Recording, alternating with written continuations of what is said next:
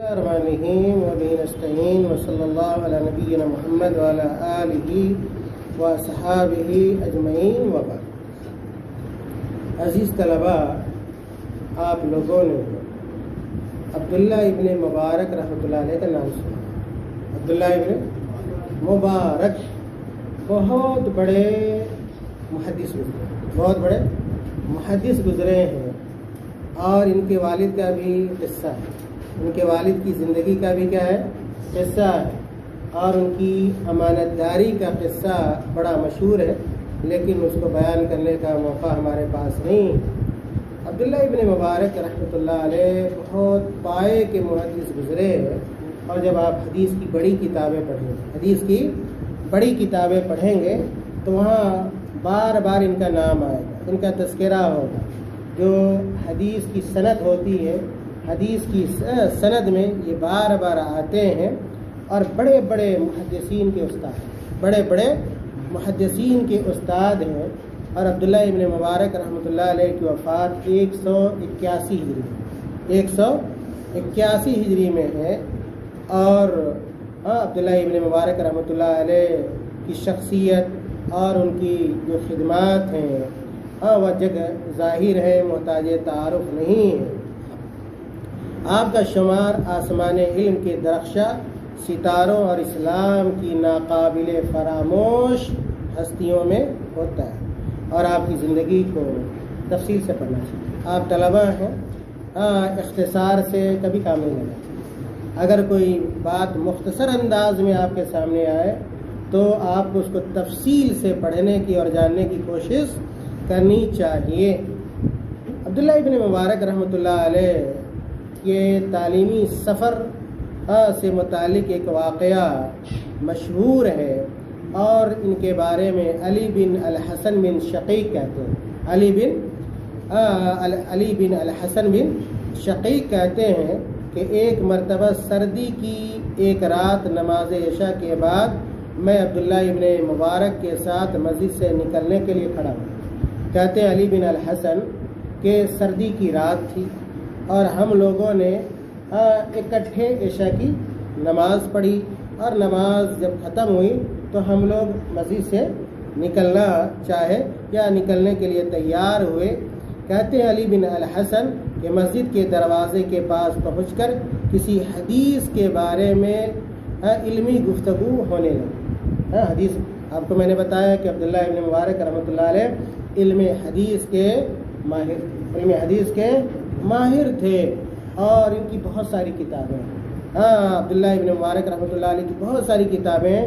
ان کی کتابوں میں سے کتاب الزہد ہے، ایک کتاب کیا ہے الزہد ہے، جس سے یہ مشہور ہے، یا جس کتاب کے لیے شہرت رکھتے ہیں۔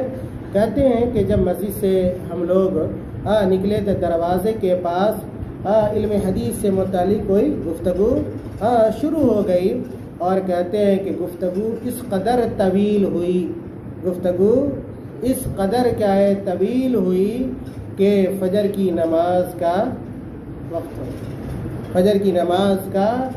ہو گیا۔ اندازہ لگائیے عبداللہ ابن مبارک رحمۃ اللہ علیہ کی محنت کے بارے میں، محنت کا آپ اندازہ لگائیے کہ عشاء کی نماز کے بعد کھڑے ہو رہے ہیں، اور کب تک یہ علمی گفتگو یا یہ کہ علمی جو باتیں ہیں کب تک ہو رہی ہیں؟ فجر کی اذان تک ہو رہی ہے۔ کیا ہم طلباء تعلیم کے معاملے میں اتنی محنت کرتے ہیں؟ کیا اتنے گھنٹے ہم تعلیم کے لیے دیتے ہیں، پڑھنے کے لیے دیتے ہیں، یا یہ کہ پڑھنے سے زیادہ ہمارے اوقات دوسرے کاموں میں ضائع ہوتے ہیں؟ یہاں پر ایک نقطہ یہ بھی آپ جان سکتے ہیں کہ حدیث میں اصل یہی ہے کہ عشاء کی نماز کے بعد آدمی کیا ہے سو جائے، عشاء کی نماز کے بعد سو جائے۔ لیکن کوئی طالب علم ہے اور وہ پڑھنا چاہتا ہے، اور اپنے وقت کو تعلیم میں لگانا چاہتا ہے، مراجعہ کرنا چاہتا ہے، تکرار کرنا چاہتا ہے، کتابوں کو حفظ کرنا چاہتا ہے، تو کر سکتا ہے، اس میں کوئی مضائقہ اور کوئی حرج نہیں۔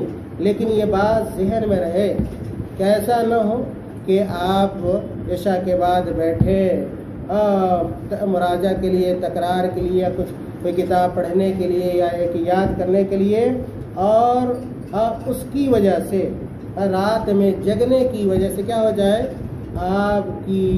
آپ کے فجر کی نماز فوت ہو جائے، پھر ایسا جاگنا یہ جائز کیا ہے، نہیں ہے۔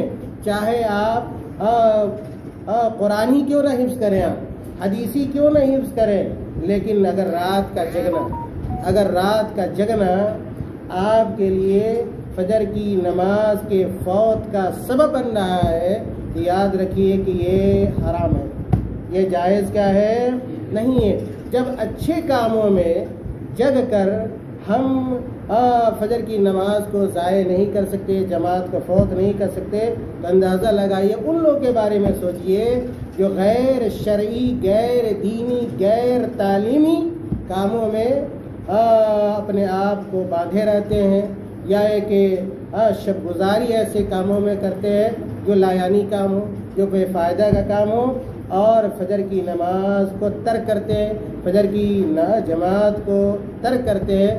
یقیناً کیا ایسے لوگ مجرم ہیں، ایسے لوگ گنہگار ہیں۔ لیکن اگر آپ تعلیم میں وقت لگا رہے ہیں اور وقت پر فجر کی نماز بھی پڑھ رہے ہیں، با جماعت ادا کر رہے ہیں، تو پھر کوئی مذائقہ کیا ہے، نہیں ہے، اور یہ جائز ہے۔ اور اس کی بہت ساری مثالیں حدیث کے اندر اور سلف کی زندگی کے اندر ملتی ہیں۔ خیر، عبداللہ ابن مبارک رحمۃ اللہ علیہ کا یہ مختصر واقعہ، یہ چھوٹا سا واقعہ ہمیں یہ سبق دیتا ہے، یہ درس دیتا ہے کہ ہم تعلیم کے معاملے میں محنت کریں، اپنے وقت کو لگائیں، اپنے وقت کو ہرگز ضائع اور برباد نہ کریں۔